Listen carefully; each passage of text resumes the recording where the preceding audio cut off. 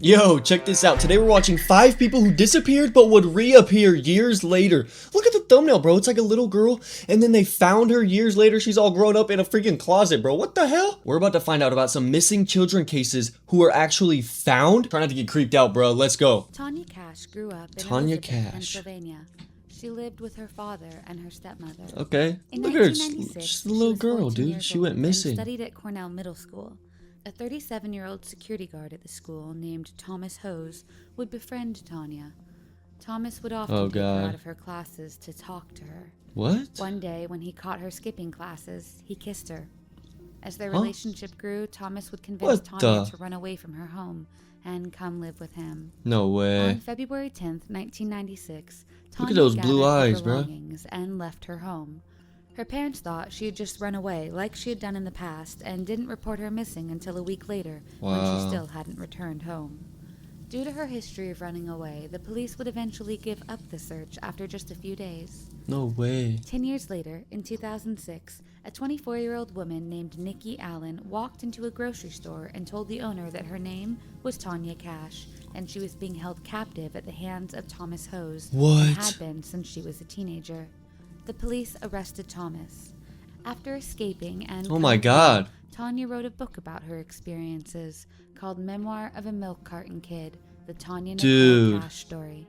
In the book, she wrote about her trying ordeal. In the beginning, as Thomas lived with his parents, Tanya was kept in his bedroom on the second floor. Thomas went to great lengths to keep Tanya hidden. Oh my God, he lived with his parents, but still had someone hidden in his freaking bedroom, bro? Are you kidding me? Why didn't she just like scream or something?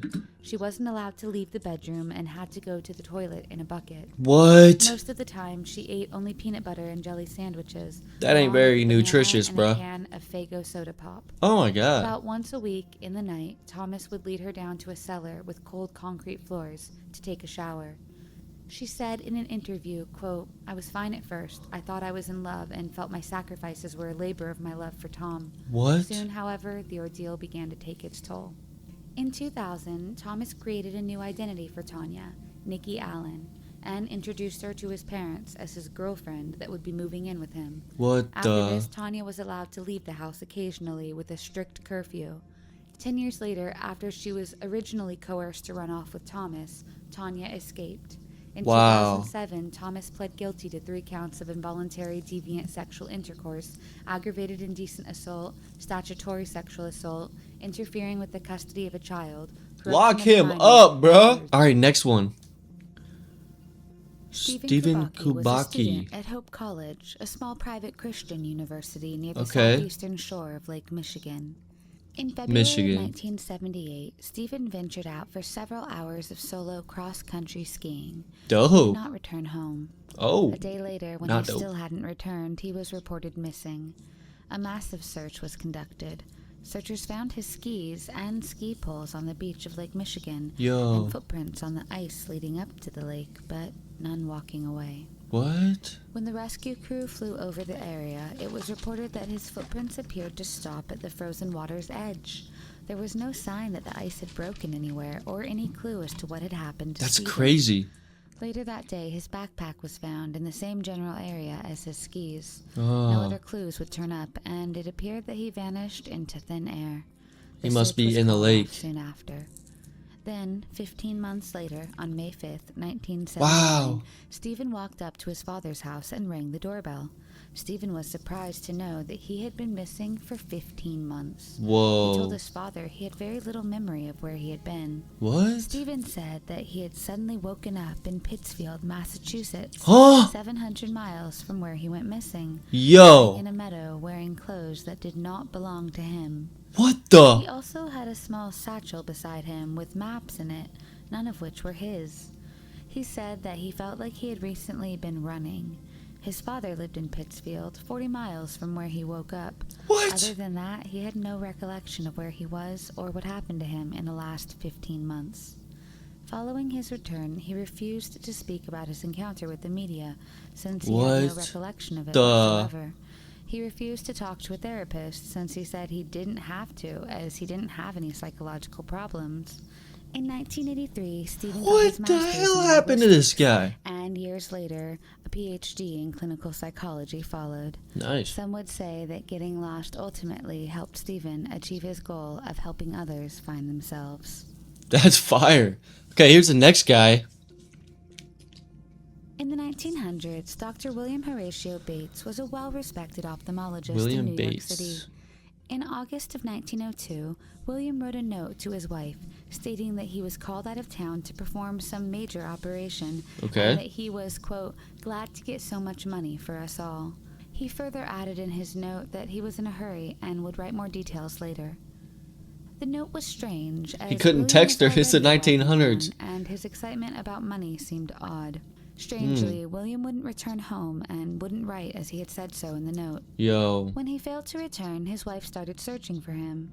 William was a prominent Mason, and his wife would ask for the help of the Masonic Society to try and find him. What does that They mean? distributed his picture around the world. Soon his wife would Wow. receive information that William was working as a medical assistant at the Charing Cross Hospital in London after first being admitted as a patient. Wait, what? Strangely, even though William had a bank account with plenty of money with which he could live in the lap of luxury in London, he was reported to be malnourished. Moreover, when his wife arrived in London, William couldn't recognize or remember her. No way. William, however, did accept her offer to stay with her at the Savoy Hotel to rest and to help him recover his memories. At the Wow. hotel, he seemed to have recalled being called away from New York to board a ship and perform an operation on someone with a brain abscess. Hearing this, his wife decided to stay in London to help him recover his memories. But 2 days later, William walked out of the Savoy Hotel and disappeared once more. What? His wife would never see him again. Yo. She spent the next few years tirelessly searching for him in Europe and America. That's so until his sad, death in bruh. 1907. In 1910, Dr. J.E. Kelly, a good friend of William's, would pass through Grand Forks, North Dakota. There, he would run into William, working in an ophthalmology practice that No he way. had set up himself sometime after his second disappearance. However, What he the- still had no memory of his past life.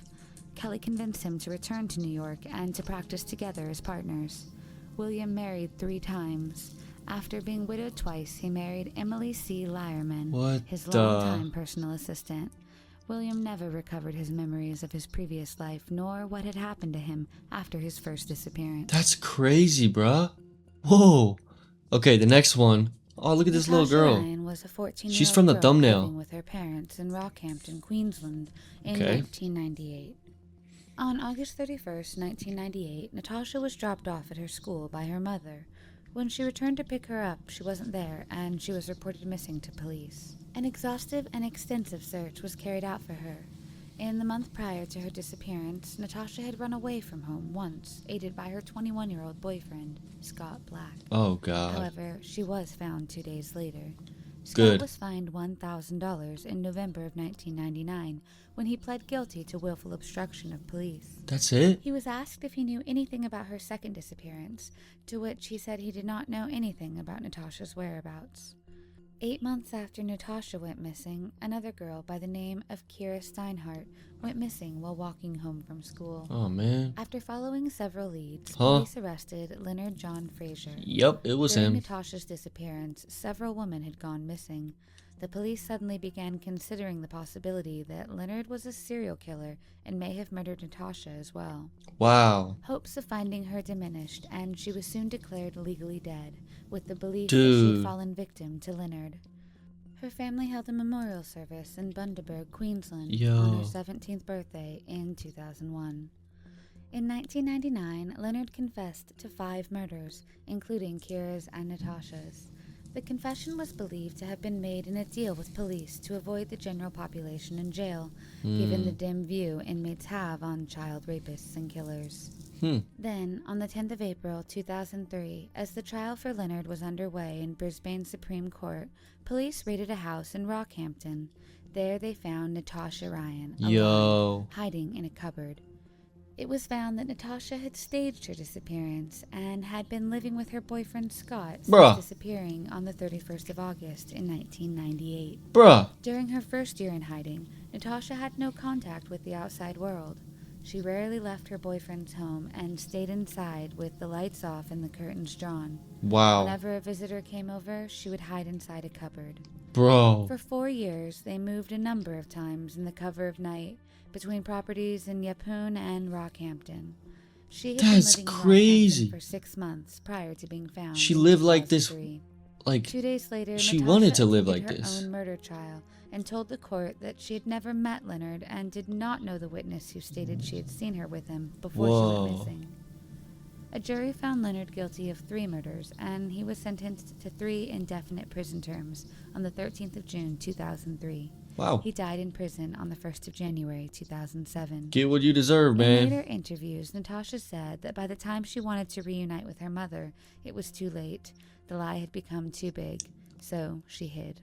That's crazy, in bro. 2005, Scott pled guilty to telling lies to investigators about not knowing about Natasha's whereabouts. The Rockhampton District Court sentenced Scott to 3 years in jail for perjury. However, the sentence was suspended after 12 months. Huh. A year later, Natasha was found guilty of causing a false police investigation and was fined $1,000. Wow. Okay, next one. Who is this guy? John Darwin. On the 21st of March in 2002, John Darwin, a teacher and former prison officer, went on a canoe trip in the North Sea. He was last seen paddling in his canoe at Seaton Carew in Hartlepool. When he didn't return home, his wife, Anne Darwin, reported him missing. A massive search involving police and Coast Guard was launched, stretching all the way from Seaton Carew to Staithes.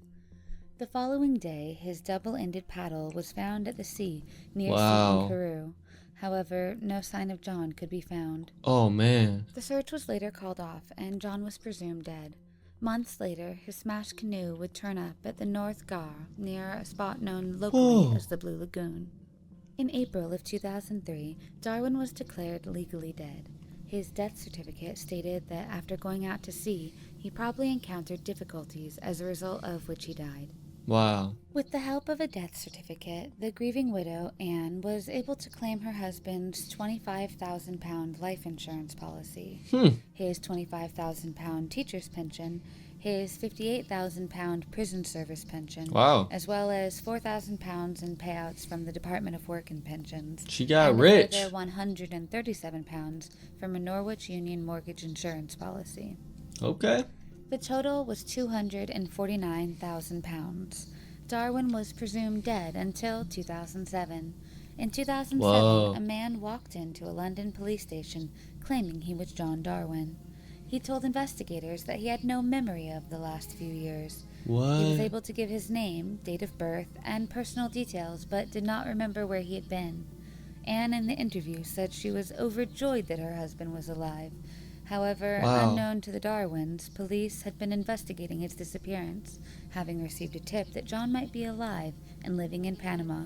What? Soon, Darwin's story was exposed as a pack of lies when a photograph emerged on the internet of him posing with his wife in 2006, proving that he was alive all along. Whoa. It came to light that John had faked his death to escape substantial debts from a failed property and a shared business. Incredibly, Anne helped him pull this off. He faked his death, and she got a bunch of money for it. Life insurance money to pay off the debts that he had accrued. According to John, after he faked his disappearance, he moved to the Lake District and would phone Anne regularly to see if the coast was clear for him to return home. A few weeks later, he returned to his home and would stay in an adjacent in-law unit to the family home that the Darwins owned. Whoa. By the day, he would sit in the adjacent flat, and at night he would creep into the family home through a secret doorway hidden behind a wardrobe. The couple lied to their family members throughout the ordeal.